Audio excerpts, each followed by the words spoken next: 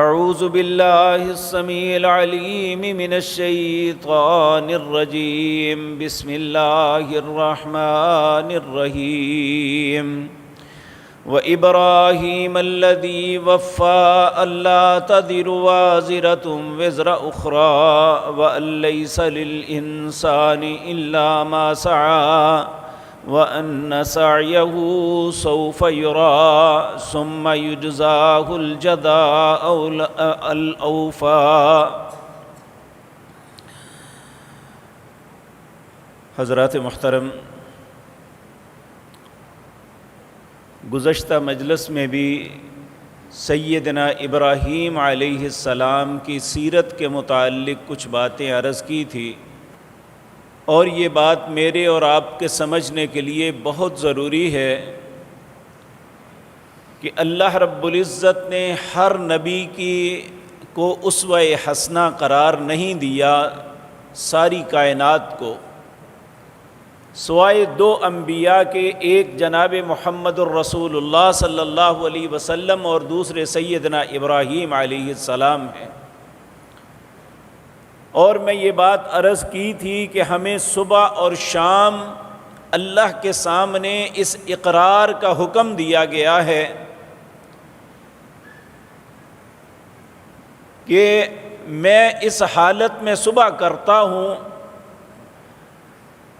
علی فطرت الاسلام، اصبحنا علی فطرت الاسلام، میں فطرت اسلام پہ اپنی صبح کا آغاز کرتا ہوں، وعلی کلمۃ الاخلاص، اور کلمہ اخلاص پہ یعنی اللہ کی توحید پہ قائم ہوں، وعلی دین نبینا محمد صلی اللہ علیہ وسلم، اور اللہ نے جو دین اپنے پیارے حبیب جناب محمد الرسول اللہ پہ نازل کیا میں اس دین پہ قائم ہوں، وَعَلَى مِلَّةِ أَبِينَا إِبْرَاهِيمَ حَنِيفًا مُسْلِمًا وَمَا كَانَ مِنَ الْمُشْرِكِينَ، اپنے نبی جناب محمد الرسول اللہ کے دین کے علاوہ اگر کسی ملت پہ میں قائم ہوں تو وہ سیدنا ابراہیم علیہ السلام کی ملت ہے۔ حنیفاً، میں ابراہیم کی ملت کیا ہے، آج کی مجلس میں یہی بات عرض کرنی ہے کہ انہوں نے ساری زندگی لوگوں کو ایک ہی بات سمجھائی کہ لوگوں، اس کائنات کا تصرف کرنے والا صرف اللہ ہے، اللہ کے علاوہ کسی کے اندر کوئی اختیار نہیں کہ وہ کچھ کر سکے، اگر اللہ چاہے تو سب کچھ ہو سکتا ہے، بلکہ اللہ رب العزت نے سورۃ یونس کے اختتام پہ یہ بات فرمائی، وَإِن يَمْسَسْكَ اللَّهُ بِضُرٍّ فَلَا كَاشِفَ لَهُ إِلَّا هُوَ، اگر تمہیں اللہ کسی تکلیف میں مبتلا کر دے، فَلَا كَاشِفَ لَهُ إِلَّا هُوَ، یاد رکھیں اس مصیبت سے اللہ کی ذات کے علاوہ کوئی نہیں نکال سکتا۔ وَإِن يُرِدْكَ بِخَيْرٍ فَلَا رَادَّ لِفَضْلِهِ، اگر اللہ تمہیں کوئی بھلائی دینا چاہے تو دنیا کی کوئی طاقت اس بھلائی کو روک نہیں سکتی۔ اگر یہ باتیں سچ ہیں اور یقیناً سچ ہے تو پھر مجھے اور آپ کو اپنے عقیدے کے متعلق غور کرنا چاہیے، کیونکہ ہماری زندگی میں جب بھی کوئی اتار چڑھاؤ آتا ہے ہم فوراً کسی نہ کسی پہ الزام لگا دیتے ہیں، فلاں نے میرا رزق بند کر دیا، فلاں نے میرے معاملات بگاڑ دیے، فلاں میرا کام نہیں ہونے دیتا۔ تو میں یہ بات بھی پچھلے جمعے عرض کر چکا کہ ہر نماز کے بعد حضرت مغیرہ بن شعبہ رضی اللہ تعالیٰ عنہ کہتے ہیں کہ مجھے میرے صاحب جناب محمد الرسول اللہ نے حکماً فرمایا کہ پہلے اللہ کی وحدانیت کا اقرار کرو، لا الہ الا اللہ وحدہ لا شریک لہ لہ الملک ولہ الحمد وہو علی کل شیء قدیر۔ پھر اس بات کا اقرار کرو، اللہم لا مانع لما اعطیت ولا معطی لما منعت ولا ينفع ذا الجد منک الجد۔ اے اللہ تیری ذات کے علاوہ ہمارا کوئی الہ نہیں، وحدہ تو اکیلا ہے، لا شریک لہ تیرا کوئی شریک نہیں ہے، لہ الملک یہ ساری بادشاہت تیری ہے، وَلَهُ الْحَمْدُ اور تعریف بھی صرف تیری ہے، وَهُوَ عَلَى كُلِّ شَيْءٍ قدیر تو ہر چیز پہ قادر ہے۔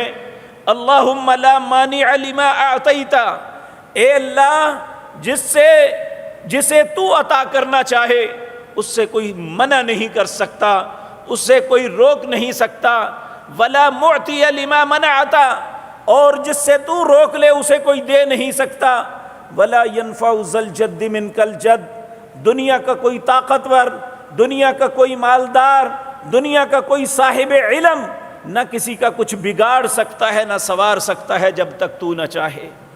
یہی سیدنا ابراہیم کا عقیدہ تھا، یہی سیدنا ابراہیم کی ملت تھی، اور اللہ رب العزت نے ہمیں حکماً فرمایا کہ تم کہو حنیفاً، جس طرح ابراہیم یکتا تھے، اللہ کے علاوہ کسی کو معبود برحق نہیں تسلیم کرتے تھے، اللہ کی ذات کے علاوہ کسی دوسرے کو متصرف نہیں سمجھتے تھے، اللہ کی ذات کے علاوہ کسی کو مشکل کشا حاجت روا نہیں سمجھتے تھے، حنیفاً اسی طرح تم نے بھی یکتا ہو کہ اللہ کی طرف ہی دیکھنا ہے، وما کان من المشرکین اور اس بات کا صبح بھی اقرار کرنا ہے، شام کو بھی، اے اللہ میں مشرکوں سے نہیں ہوں، تیری ذات کے ساتھ کسی کو شریک نہیں بناتا۔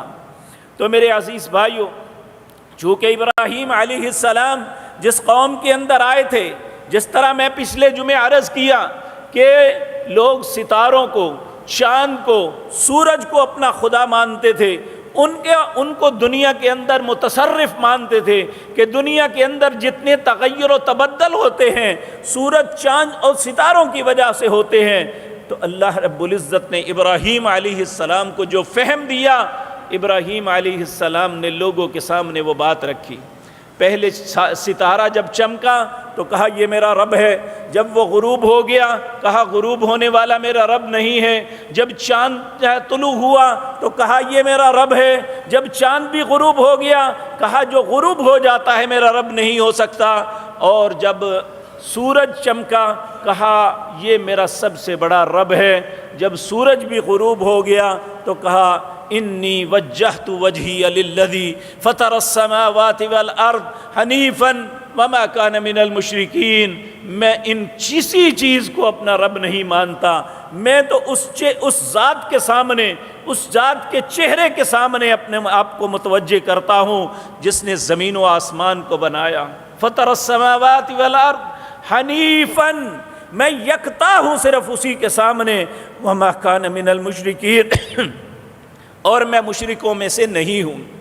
تو میرے عزیز بھائیوں، یہ ایک فطرتی بات ہے۔ جس طرح زمینیں ہوتی ہیں، بعض زمینیں بنجر ہوتی ہیں، بعض زمینیں زرخیز ہوتی ہیں۔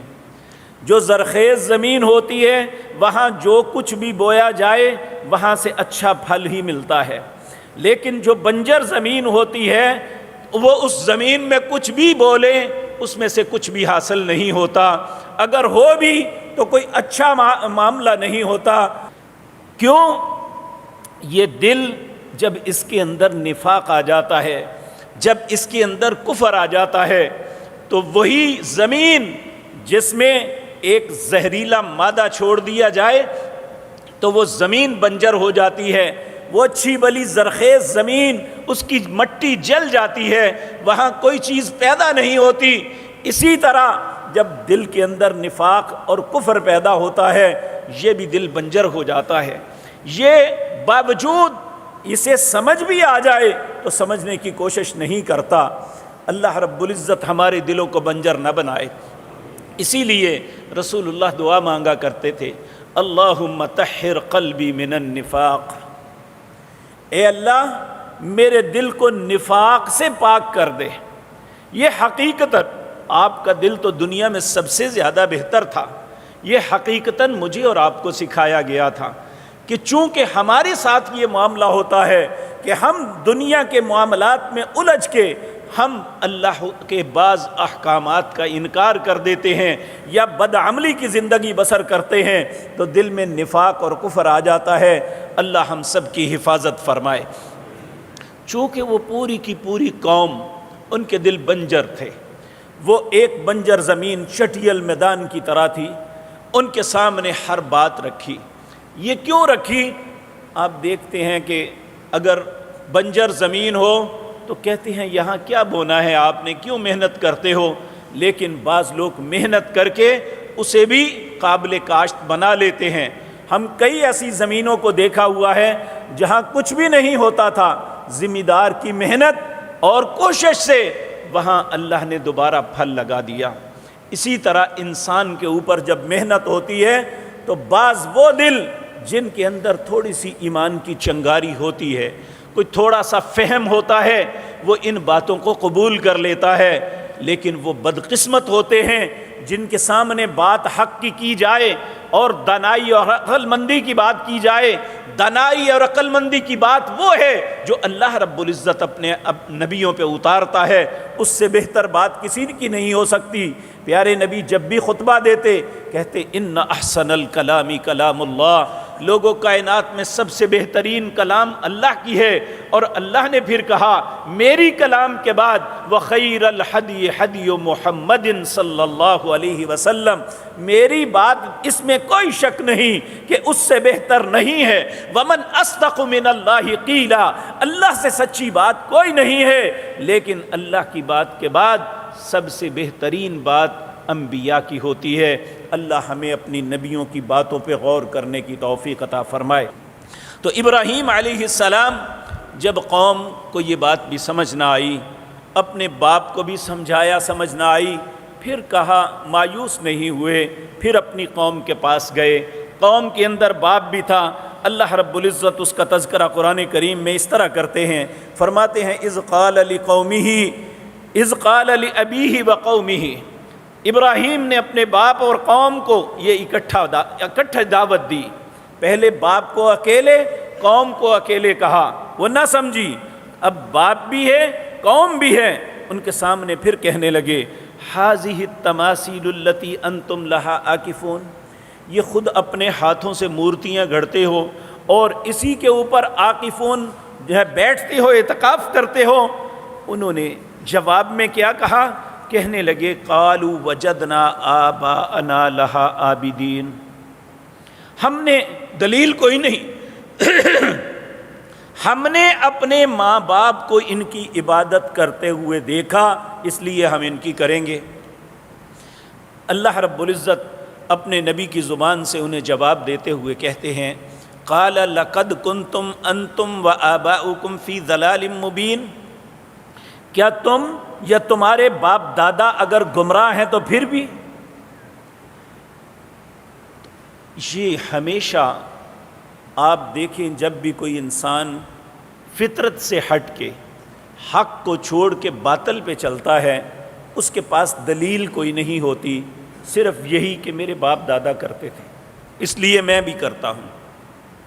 اللہ نے ایک مقام پہ فرمایا اولو کان آباؤہم لا یعقلون شیئا ولا یہتدون، اگر تمہارے ماں باپ کو عقل نہیں ہے یا وہ ہدایت پہ نہیں ہے تو پھر بھی ان کی بات مانو گے؟ اور یہ بات یاد رکھیں، اس میں کوئی شک نہیں کہ ماں باپ کا احترام، ماں باپ کی بات کو ماننا یہ ایک اہم فریضہ ہے، لیکن ایک بات مجھے اور آپ کو ذہن میں رکھنی چاہیے، جہاں معاملہ یہ آ جائے پھر کیا کرنا ہے؟ لا طاعت المخلوق معصیت الخالق، پھر خالق کی بات سب سے اہم ہے۔ جہاں خالق کی نافرمانی ہو رہی ہو، اللہ رب العزت کے حکم کی خلاف ورزی ہو رہی ہو، تو پھر مخلوق میں کتنا ہی مقدس رشتہ کیوں نہ ہو، پھر اس کی اطاعت جائز نہیں ہے۔ پھر خالق کی بات کو ماننا ہی سب سے زیادہ فضیلت اور فوقیت والی بات ہے۔ تو انہوں نے جب اپنے باپ کو، ان لوگوں کو کہا، بلکہ یہ بات یاد رکھیں جس طرح میں نے عرض کی کہ جب بھی انبیاء نے اپنی قوم سے کہا وَإِذَا قِيلَ لَهُمْ تَعَالُوا إِلَى مَا أَنزَلَ اللَّهُ وَإِلَى الرَّسُولِ، جب بھی کسی نبی نے، بلکہ ہر نبی نے اپنی قوم کو یہ بات کہی، ان میں جناب محمد الرسول اللہ صلی اللہ علیہ وسلم، سیدنا ابراہیم، موسیٰ، عیسیٰ سب ہیں۔ سب نے کہا وَإِذَا قِيلَ لَهُمْ تَعَالُوا إِلَى مَا أَنزَلَ اللَّهُ، جب اپنی قوم سے کہا کہ آؤ جو اللہ نے نازل کیا ہے اس بات پہ ہم اکٹھے ہو جاتے ہیں، وَإِلَى الرَّسُولِ، اور جو اس کے رسول کہتے ہیں، اس کے بھیجے ہوئے فرستادہ پیغمبر جو کہتے ہیں وہ مان لیں، تو آگے سے ان کا جواب کیا ہوتا ہے؟ قالوا حسبنا ما وجدنا علیہ آباءنا، ہمیں کافی ہے جو ہمارے باپ دادا کرتے تھے۔ تو اللہ رب العزت نے پھر جواب دیا اولو کان آباؤہم لا یعلمون شیئا ولا یہتدون،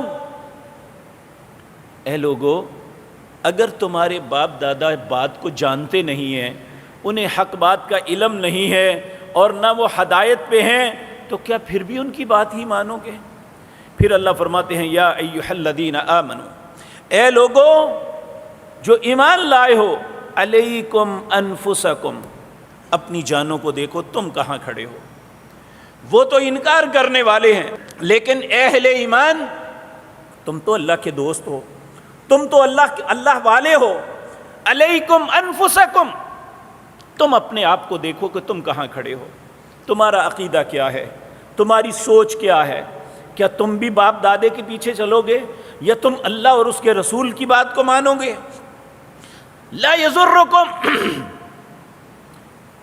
اگر تم اپنے آپ کو درست رکھو گے تو کوئی تمہیں تکلیف نہیں دے سکے گا۔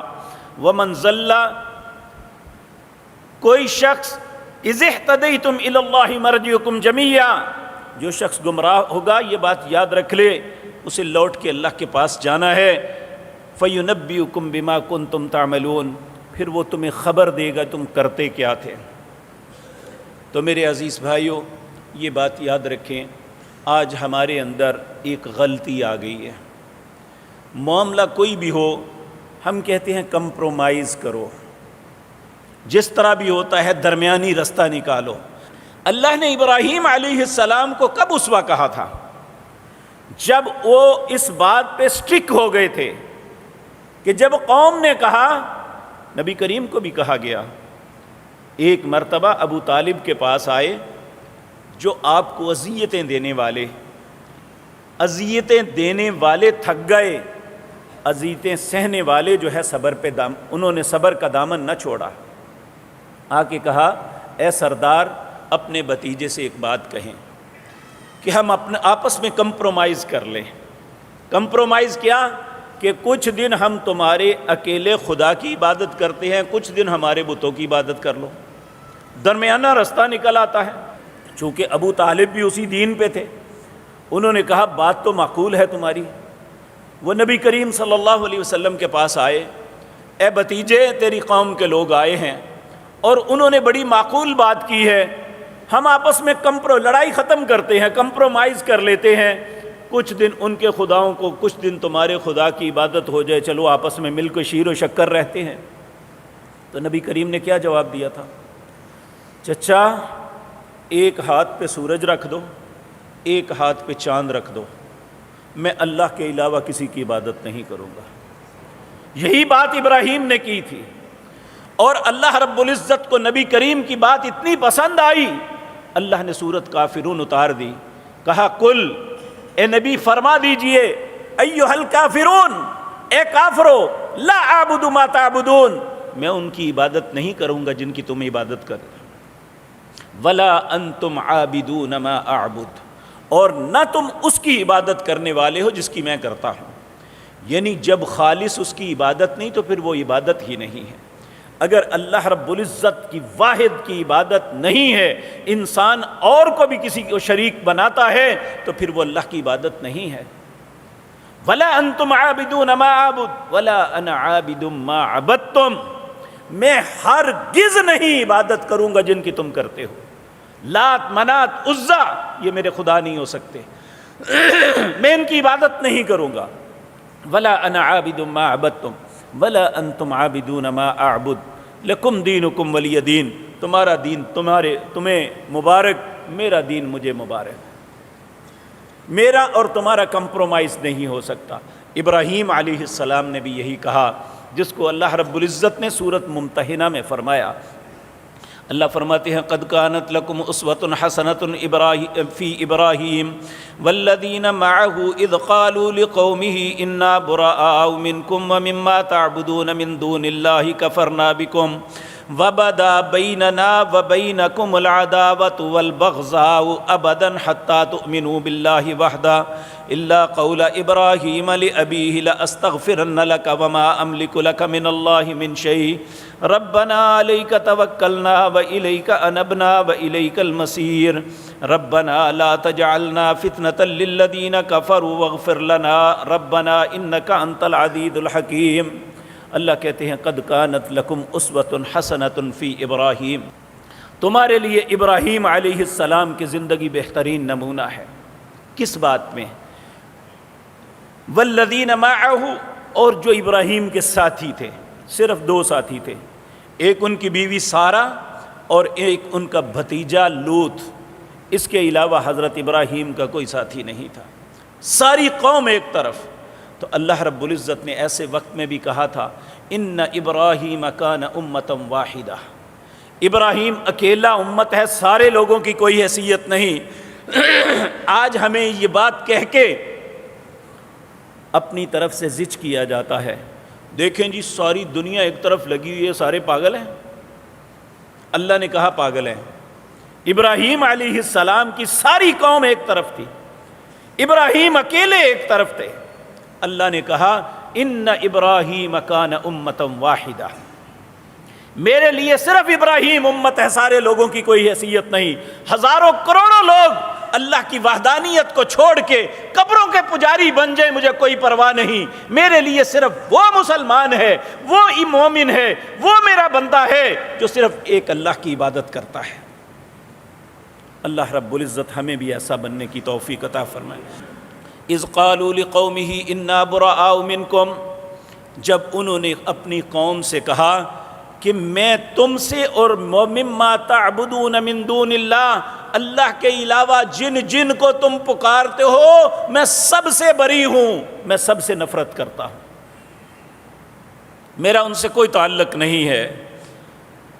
اور پھر فرمایا کفرنا بکم، میں ان سب کا انکار کرتا ہوں، میں ان کو معبود نہیں تصور کرتا، انہیں مشکل کشا نہیں سمجھتا، انہیں حاجت روا نہیں مانتا، میں انکار کرتا ہوں۔ کفرنا بکم وبدا بیننا وبینکم العداوۃ والبغضاء ابدا، میرے اور تمہارے درمیان ہمیشہ نفرت، دشمنی، بغض، عناد رہے گا، یہاں تک کہ حتی تؤمنوا باللہ وحدہ، تم اکیلے اللہ پہ ایمان لے آؤ۔ جب تک، اب دیکھیں کمپرومائز نہیں ہے، خصوصاً دنیا کے معاملات میں کمپرومائز کا حکم ہے۔ آپ کمپرومائز کریں، اپنے معاشرے میں لڑائی نہ کریں، اپنے معاشرے میں بھائیوں کو ساتھ ملائیں، لیکن جہاں توحید کا معاملہ ہو، اللہ رب العزت کے احکامات کا معاملہ ہو، وہاں کمپرومائز کی اجازت نہیں ہے۔ وہاں اللہ نے اس بات کو فخر کے ساتھ قرآن میں بیان فرمایا کہ قد کانت لکم اسوۃ حسنۃ فی ابراہیم، تمہارے لیے ابراہیم بہترین نمونہ ہے۔ کس بات میں؟ اذ قالوا لقومہ انا براء منکم ومما تعبدون من دون اللہ کفرنا بکم، میں ان چیزوں سے نفرت کرتا ہوں جنہیں اللہ کے علاوہ تم معبود بناتے ہو، ومما تعبدون من کفرنا بکم، سب کا انکار کرتا ہوں۔ وبدا بیننا وبینکم العداوۃ والبغضاء ابدا حتی تؤمنوا باللہ وحدہ، اس وقت تک میری اور تمہاری دوستی نہیں ہو سکتی جب تک اکیلے اللہ پہ ایمان نہیں لے آتے۔ اللہ اکبر۔ تو پھر اس کے بعد ایک اعتراض اٹھتا تھا کہ باپ نے بھی انکار کیا تھا تو اس کے لیے دعا کیوں؟ تو اللہ رب العزت خود اس کا جواب دیتے ہیں۔ اللہ فرماتے ہیں الا قول ابراہیم لابیہ لاستغفرن لک، ابراہیم کی وہ بات کہ میں اپنے باپ سے جو وعدہ کیا تھا کہ تیرے لیے استغفار کروں گا، وما املک لک من اللہ من شیء، حالانکہ اللہ کے ہاں میں کسی چیز کا مالک نہیں ہوں۔ ربنا علیک توکلنا، اے میرے رب میرا تجھی پہ بھروسہ ہے، وَإِلَيْكَ أَنَبْنَا وَإِلَيْكَ الْمَصِيرُ، اور مجھے لوٹ کے تیری ہی طرف آنا ہے۔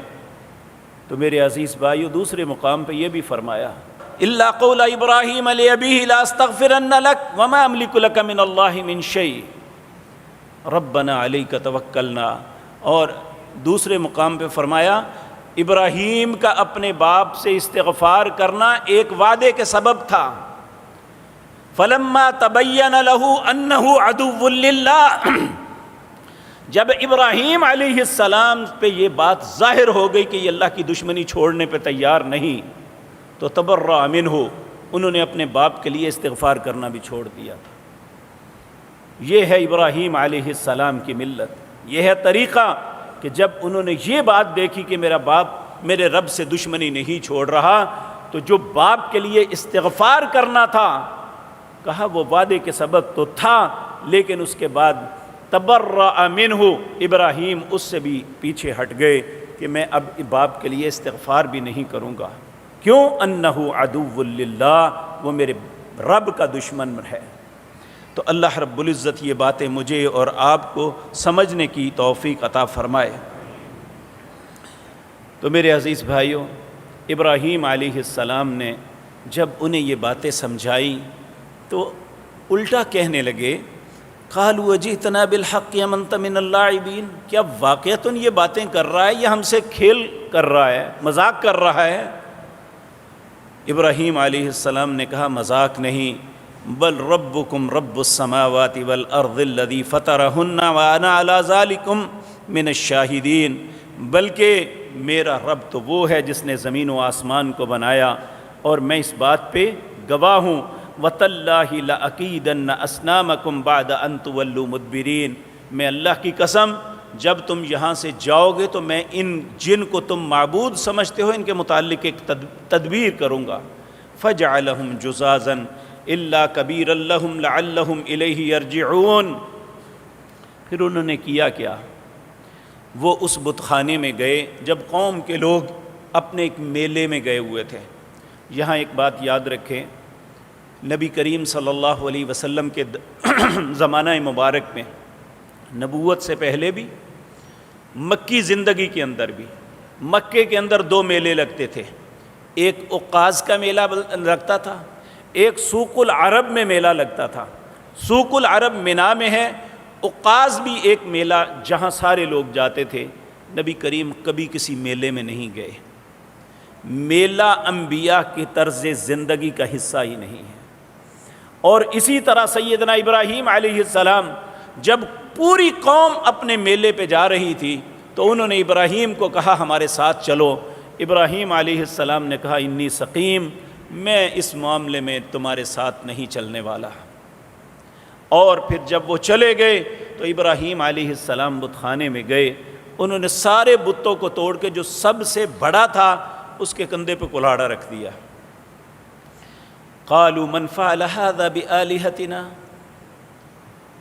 انه لمن الظالمین، جب وہ واپس پلٹے انہوں نے کہا ہمارے خداؤں کے ساتھ یہ کس نے حال کیا ہے، یہ بڑا ظالم ہے۔ پھر ان میں کچھ کہنے لگے قالوا سمعنا فتى يذكرهم يقال له ابراہیم، ہم نے وہ ایک ابراہیم کی بات کو سنا تھا جو کہتا تھا کہ میں تمہارے خداؤں کے متعلق ایک معاملہ کروں گا، شاید اس نے نہ کیا۔ قالوا، قوم کے لوگ کہنے لگے فاتوا به علی اعین الناس لعلهم یشهدون، تم سب لوگوں کے سامنے اسے لے کے آؤ تاکہ ہم پوچھیں کہ اس نے ہمارے خداؤں کے ساتھ یہ کیا کیا۔ جب ابراہیم علیہ السلام کو لایا گیا تو کہنے لگے اانت فعلت هذا بآلهتنا یا ابراہیم، اے ابراہیم یہ ہمارے خداؤں کے ساتھ تم نے یہ حرکت کی ہے؟ حضرت ابراہیم کہنے لگی کل بل فعلہ کبیرہم ھذا، یہ دیکھو کلاڑا تو بڑے کے کندھے پہ ہے، فاسألوہم ان کانوا ینطقون، اگر یہ تمہارا خدا بولتا ہے تو اس سے پوچھ لو کس نے کیا ہے۔ فرجعوا الی انفسہم، وہ اپنے آپ میں سوچنے لگے۔ اللہ فرماتے ہیں فقالوا انکم انتم الظالمون، اپنے من میں کہنے لگے ظالم تو تم ہو، تمہارا تو کوئی بھی خدا نہیں بولتا۔ ثم نکسوا علی رؤوسہم، پھر ان میں سے ایک نے اپنا سر اٹھا کے کہا لقد علمت ما هؤلاء ينطقون، اے ابراہیم تو جانتا ہے یہ بولتے نہیں ہیں۔ تو پھر ابراہیم علیہ السلام نے پھر سمجھانے کی کوشش کی، کہنے لگے قال افتعبدون من دون اللہ ما لا ينفعکم شیئا ولا یضرکم، تم ایسی چیزوں کی عبادت کرتے ہو نہ تمہارا کچھ بگاڑ سکتی ہیں نہ سنوار سکتی ہیں۔ اف لکم ولما تعبدون من دون اللہ، افسوس ہے تم پر بھی اور جن کی تم عبادت کرتے ہو ان پر بھی، من دون اللہ، اللہ کے علاوہ، افلا تعقلون، کیوں نہیں عقل کرتے تم؟ اب بات تو بڑے پیار سے سمجھائی، قوم نے جب یہ سمجھا نا کہ کرنے والے یہی ہیں، فوراً کہنے لگے حرقوہ، اسے جلا دو، وانصروا آلہتکم، اپنے خداؤں کی تم مدد کرو، اپنے خداؤں کی تم مدد کرو، ان کنتم فاعلین، اگر کرنے والے ہو۔ پھر الاؤ جلایا گیا، اتنا الاؤ الاؤ تھا کہ اس میں کوئی انسان آگے ہونے کے لیے تیار نہیں تھا۔ انہوں نے ایک غلیل قسم کی چیز بنائی جس میں ابراہیم علیہ السلام کو ڈال کے کھینچ کے پھینکا گیا، اور جس طرح میں پچھلے جمعے بھی یہ بات عرض کی تھی، یہ کلمہ بڑا ہی خوبصورت ہے۔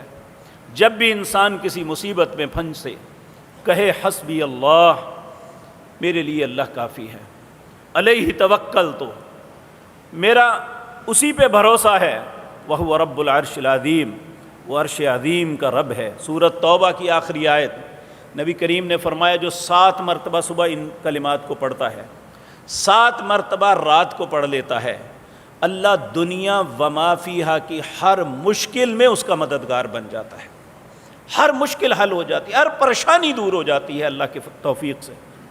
اب انہوں نے قالوا حرقوا وانصروا آلہتکم ان کنتم فاعلین قلنا یا نار کونی بردا وسلاما علی ابراہیم۔ اللہ رب العزت فرماتے ہیں جب انہوں نے آگ میں پھینکا تو ابراہیم نے یہی کلمے کہے، حسبی اللہ لا الہ الا ہو، میرے لیے اللہ کافی ہے، اللہ کے علاوہ میرا کوئی الہ نہیں، علیہ توکلت، میرا بھروسہ صرف اللہ پہ ہے، وہو رب العرش العظیم، وہ عرش عظیم کا رب ہے۔ اللہ نے اسی وقت آگ کو حکم دیا۔ اللہ فرماتے ہیں قلنا، ہم نے کہا، یا نار رکونی بردن و سلاما علی ابراہیم، اے آگ ابراہیم پہ ٹھنڈی ہو جانا، لیکن اتنی ٹھنڈی نہ ہونا کہ اسے تکلیف ہو، وسلاما، سلامتی والی بن جانا۔ اب اس آگ کے اندر جلانے کی قوت موجود ہے، کوئی بھی دوسرا شخص قریب آتا تو جل جاتا، لیکن صرف ابراہیم کے لیے اللہ نے حکم دیا تھا کہ آگ تیرا کام جلانا ہے، جلانے کی قوت تجھے میں نے دی ہے، اب میں تیرا رب تمہیں حکم دیتا ہوں، یا نار رکونی بردن و سلاما علی ابراہیم، ابراہیم پہ ٹھنڈی ہو جائے، ٹھنڈی ہو گئی۔ اللہ فرماتے ہیں وَأَرَادُوا بِهِ كَيْدًا فَجَعَلْنَاهُمُ الْأَخْسَرِينَ، انہوں نے جو ارادہ کیا کہ میں ابراہیم کو نعوذ باللہ ہم جلا دیں گے، بسم کر دیں گے، ختم کر دیں گے، اللہ کہتے ہیں میں نے ارادہ کیا میں انہیں ذلیل کر دوں گا۔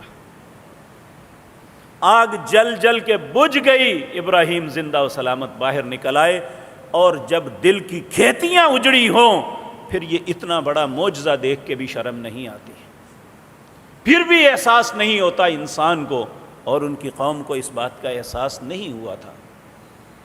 جب یہ سارے جتن کر لیے تو پھر ابراہیم علیہ السلام نے اس وقت کہا، 86 سال عمر ہو چکی، اس وقت کہا انی ذاہب الی ربی سیہدین، اب میرا یہاں رہنا بنتا ہی نہیں ہے۔ جب آپ لوگوں نے میری بات کو سنا، دلائل کو سنا، دلائل کا جواب نہیں آپ کے پاس، اب میرا تمہارے ساتھ رہنا بنتا ہی نہیں۔ وقال انی ذاہب الی ربی سیہدین، اب میرا رب میری رہنمائی کرے گا کہ میں نے کہاں جانا ہے، اور وہاں سے ہجرت کر کے بیت المقدس کی طرف چلے گئے۔ 86 سال کی عمر میں اللہ رب العزت نے آپ کو پہلا بیٹا عطا کیا۔ اسی ہجرت کے دوران ایک بادشاہ نے آپ کی بیوی کے ساتھ غلط کاری کرنے کی کوشش کی، اللہ نے اسے زمین میں دھنسا دیا۔ جب اس نے معافی مانگی، دوبارہ کہا تو پھر اس نے اپنے غلط ارادے کا اظہار کیا تو پھر اللہ نے زمین میں دھنسا دیا۔ بالآخر اس نے بڑی پکی معافی مانگی اور اپنی بیٹی ہاجرہ ابراہیم علیہ السلام کے عقد میں دے دی، اور اللہ نے اس ہاجرہ کے بطن سے ہمارے نبی مکرم صلی اللہ علیہ وسلم کے بابا سیدنا اسماعیل علیہ السلام کو پیدا کیا۔ اور پھر یہی پہ نہیں، وہ بانجھ بیوی جسے جوانی میں اولاد نہیں ملی تھی، اللہ نے اپنی قوت اور قدرت دکھائی کہ جب اللہ رب العزت نے اپنے فرشتوں کو بھیجا ابراہیم علیہ السلام کے پاس جو انسان کے روپ میں آئے تھے، اور اس وقت بشارت دی، 86 اور 16 سال بعد اللہ نے دوسرا بیٹا عطا کیا۔ آپ سوچ سکتے ہیں جس انسان کو بڑھاپے کے اندر اولاد ملی ہو اس کی خوشی کا کیا ٹھکانہ ہوتا ہے۔ اگر ایسا ہمارے ہاں ہو تو ہم ڈھول باجے نہ معلوم کیا کیا کروا کے ہم زمین آسمان برابر کر دیں۔ اب ابراہیم علیہ السلام کو اولاد ملتی ہے، اولاد ملتی ہے تو اللہ سے کیا مانگتے ہیں اولاد کے لیے؟ سورۃ ابراہیم ہے، اس کے آخری رکوع ہیں، الحمدللہ الذی وہب لی علی الکبر اسماعیل و اسحاق ان ربی لسمیع الدعاء رب اجعلنی مقیم الصلاة ومن ذریتی ربنا وتقبل دعاء ربنا اغفر لی ولوالدی وللمؤمنین یوم یقوم الحساب۔ جب اولاد مل گئی تو کہتے ہیں الحمدللہ، تمام تعریفیں اللہ کی ہیں۔ اور اولاد مانگی کس طرح؟ اس کا تذکرہ سورۃ صافات میں ہے، رو رو کے اللہ سے التجائیں کی، رب ہب لی من الصالحین، اے اللہ ایک نیک بیٹا دے دے۔ یہ نہیں کہا تھا مجھے بیٹا، صرف بیٹا نہیں مانگا تھا، نیک بیٹا مانگا تھا۔ ہم اولادیں مانگتے ہیں لیکن اس بات میں ہم سے غلطی ہوتی ہے، ہمیں اولاد مانگنی چاہیے اور نیک اولاد مانگنی چاہیے۔ یقین مانیے اگر یہی اولاد نیک ہوگی تو یہ آنکھوں کی ٹھنڈک ہے، جوانی اور بڑھاپے کا سہارا ہے۔ یہی اولاد خدا نخواستہ بری ہو جائے تو وہ اس سونے کی طرح ہے جو انسان پہنتا ہے تو وہ اسے کاٹتا ہے۔ تو ایسی اولاد سے اللہ کی پناہ مانگنی چاہیے۔ اولاد مانگے تو اللہ سے نیک اولاد مانگے۔ ابراہیم نے نیک اولاد مانگی، اللہ نے نیک اولاد دی، اور جب دی تو ابراہیم نے اولاد کے لیے پھر کیا مانگا، اس کی تربیت کیسے کی؟ پہلے تو اپنے رب کی تعریف کی، الحمدللہ الذی وہب لی علی الکبر اسماعیل و اسحاق۔ تمام تعریفیں اس اللہ کے لیے ہیں جس نے بڑھاپے کے اندر مجھے اسماعیل اور اسحاق عطا کیے۔ ان ربی لسمیع الدعاء، یہ ایک پیغام ہے جو مجھے اور آپ کو سیدنا ابراہیم نے دیا ہے۔ کبھی اپنے رب سے مایوس نہ ہونا، ان ربی لسمیع الدعاء، بے شک تمہارا رب تمہاری دعاؤں کو ضرور سنتا ہے۔ نبی کریم صلی اللہ علیہ وسلم نے فرمایا اللہ کسی کی دعا کو رد نہیں کرتا مگر اس کے 3 طریقے ہیں۔ ایک تو انسان کی جو حاجت ہے اللہ فوراً پوری کر دیتے ہیں، ایک جب اللہ مناسب سمجھتے ہیں اس وقت اس کی حاجت کو پورا کرتے ہیں، اور ایک بعض اوقات اس کے لیے بہتر نہیں ہوتا، اللہ اس کے لیے آخرت میں ذخیرہ کر دیتے ہیں۔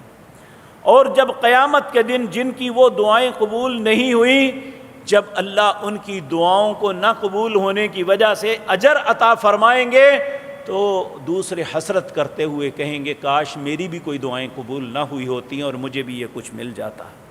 اس لیے اللہ سے دعا مانگنے والا کبھی محروم نہیں ہوتا۔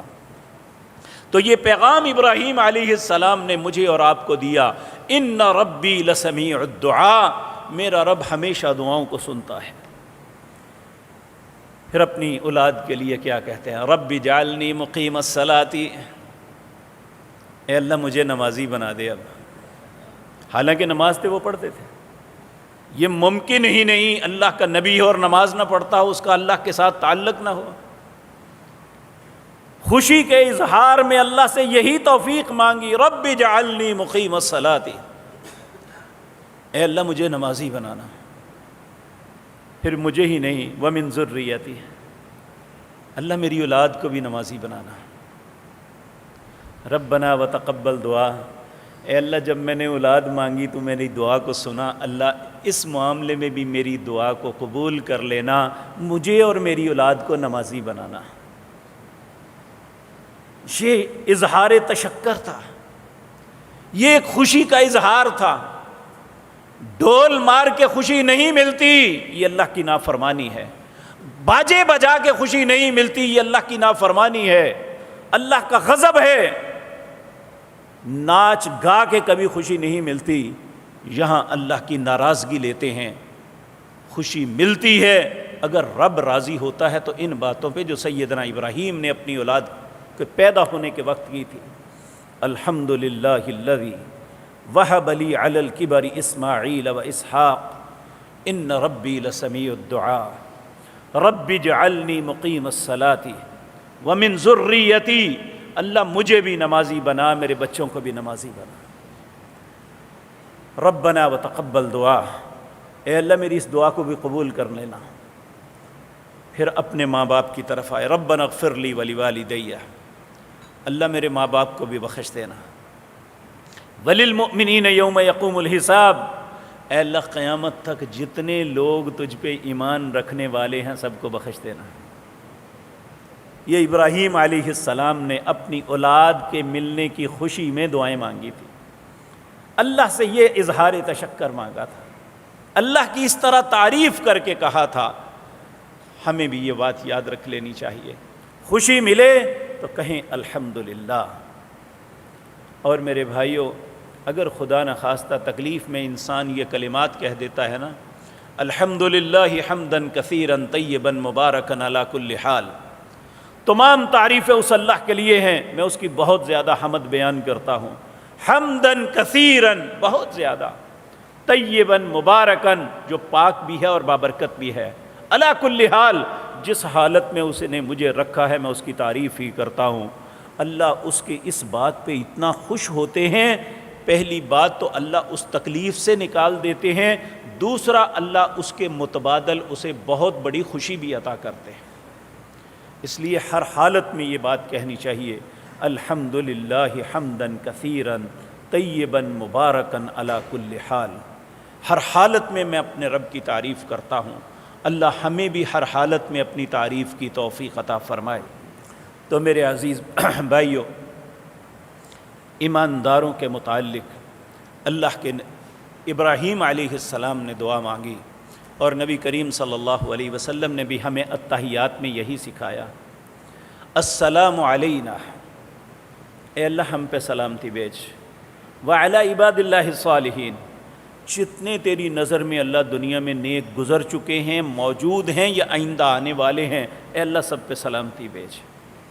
تو میرے عزیز بھائیوں، اللہ مالک نے اہل ایمان اور صالحین کے لیے ایک ایسا بندوبست کیا ہے، اللہ کے فرشتے بھی ان کے لیے دعا کرتے ہیں، اللہ کے انبیاء نے بھی ان کے لیے دعا کی، اور ہر نیک نمازی ان کے لیے ہمیشہ دعا کرتا ہے، چاہے اس کے مانگنے اس کے لیے دعا کرنے والا ہے یا نہیں ہے۔ اسی لیے انبیاء اللہ سے یہ دعا مانگا کرتے تھے، اے اللہ تو اپنی رحمت کے ساتھ مجھے نیک لوگوں میں شامل فرما لے۔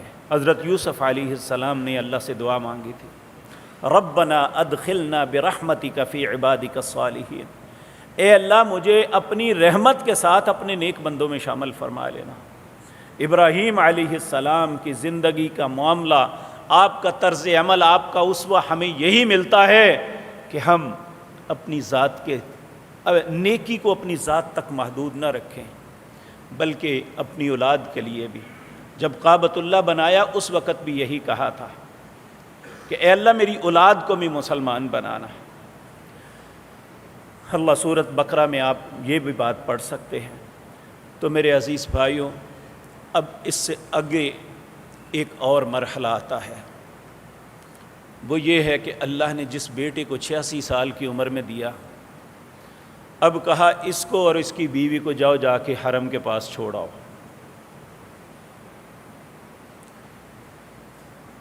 تو وہاں چھوڑ کے جب واپس پلٹے، یہ نہ پوچھا اللہ کیوں، اس وقت وہاں حرم کے ارد گرد کوئی مسکن، کوئی رہنے والا نہیں تھا، حتیٰ کہ پانی بھی نہیں تھا۔ تو کہا جاؤ جا کے وہاں چھوڑ آؤ اسے۔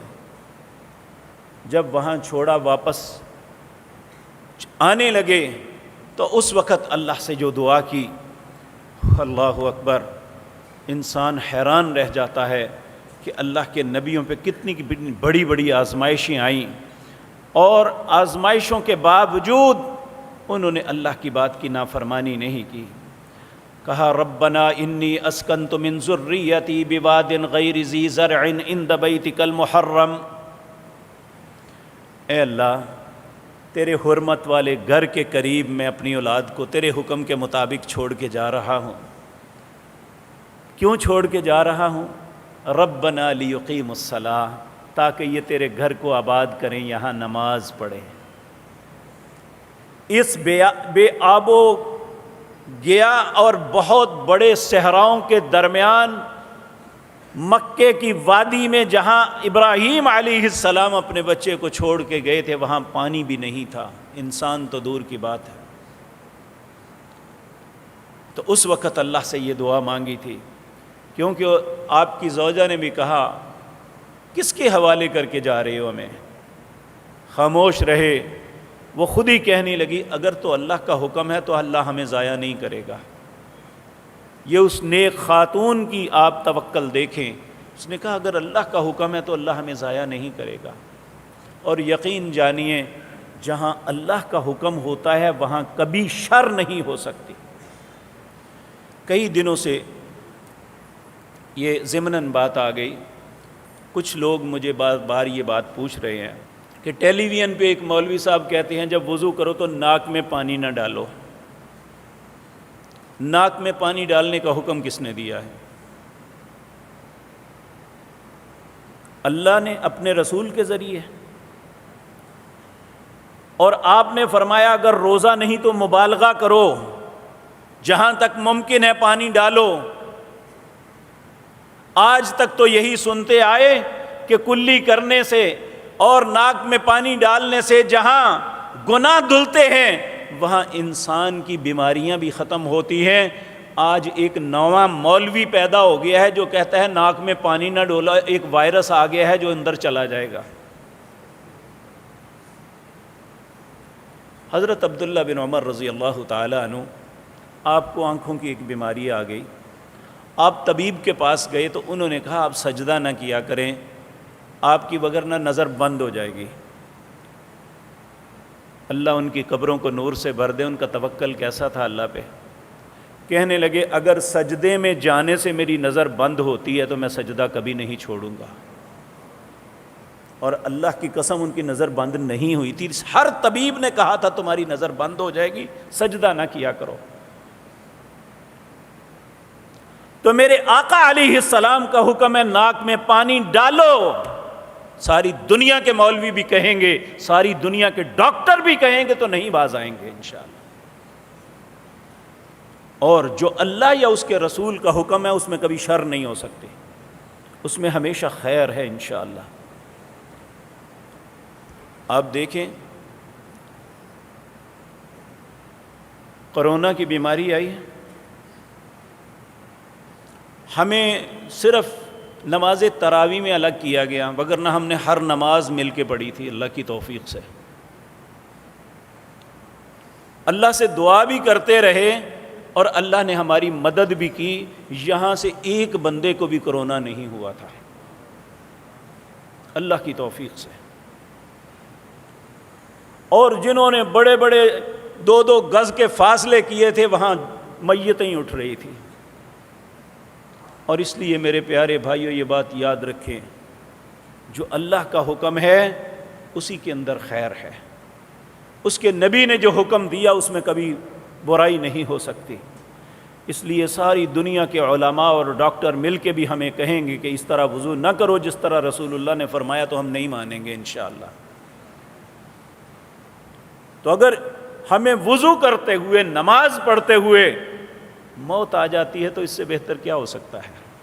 موت تو آنی ہے، اس سے بہتر خاتمہ کیا ہو سکتا ہے کہ ہم وضو کر رہے ہوں تو جان نکل جائے، ہم نماز پڑھ رہے ہوں، قیام کے اندر ہوں، رکوع سجود کے اندر ہوں، ہماری جان نکل جائے، اس سے بہتر کیا ہو سکتا ہے؟ ہمارے نبی نے تو رو رو کے اللہ سے اس بات کی دعا مانگی تھی، اللہم احسن عاقبتنا فی الامور کلہا، اے اللہ میرے انجام کو بڑا اچھا کر دینا۔ تو اگر انجام اللہ کے گھر میں ہو جائے تو اس سے بہتر کیا ہو سکتا ہے؟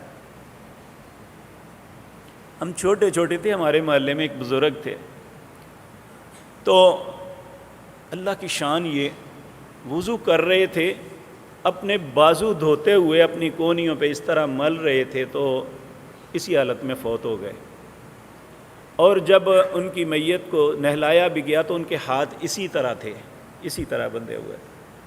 یقین جانیے ہر آدمی دیکھ کے رش کر رہا تھا کہ کتنی خوبصورت اللہ نے اسے موت دی ہے۔ تو اللہ رب العزت ہمارے انجام کو بھی بڑا اچھا کر دے۔ اس لیے میرے پیارے بھائیوں، کسی کی بات سن کے اللہ اور اس کے رسول کے حکم کو چھوڑنا یہ دانائی کی علامت نہیں ہے۔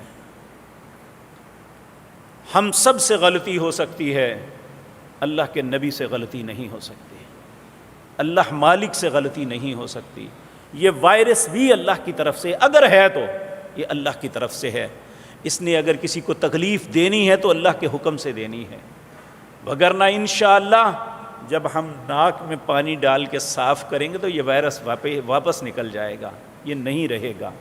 تو اللہ مالک ہم سب کو اپنے پیارے نبی اور اپنے پیارے خلیل ابراہیم علیہ السلام کے طریقے پہ چلنے کی توفیق عطا فرمائے۔ اقول قولی ھذا واستغفر